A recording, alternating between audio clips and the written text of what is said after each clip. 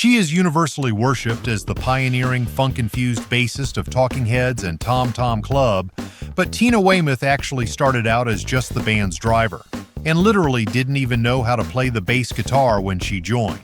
In the mid-1970s, David Byrne and Chris France were desperately struggling to find a suitable bass player for their new art punk band. France finally convinced his girlfriend and the band's chauffeur, Weymouth, to pick up the instrument.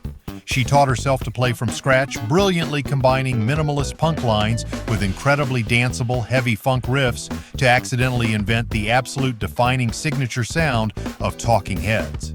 Long before she was laying down heavy funk grooves in gritty New York punk clubs like CBGB, Weymouth's first real touring experience was incredibly wholesome.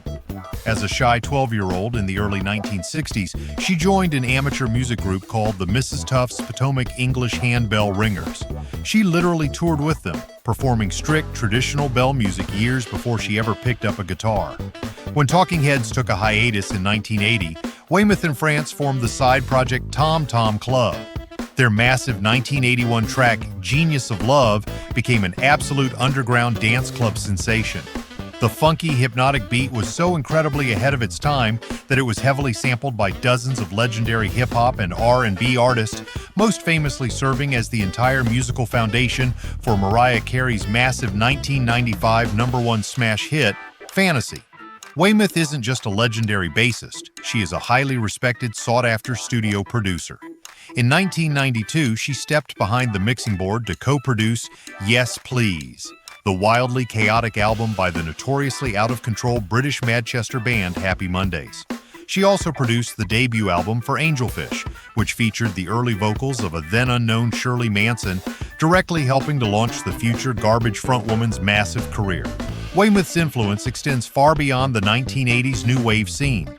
In 2001, she quietly stepped into the studio with Damon Albarn and contributed backing vocals and percussion to the massive alternative rock virtual band Gorillaz.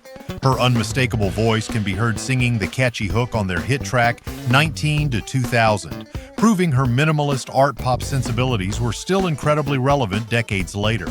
The infectious, chanting vocals on Tom Tom Club's breakout hits weren't just random studio session singers. Weymouth specifically flew her two younger sisters, Lonnie and Laura Weymouth, affectionately dubbed the Sweet Breath Sisters, from New York down to the Bahamas to harmonize with her in the studio. Their playful schoolyard chant vocal style on tracks like Wordy Rapping Hood completely revolutionized how female vocals were used in early hip-hop and dance music.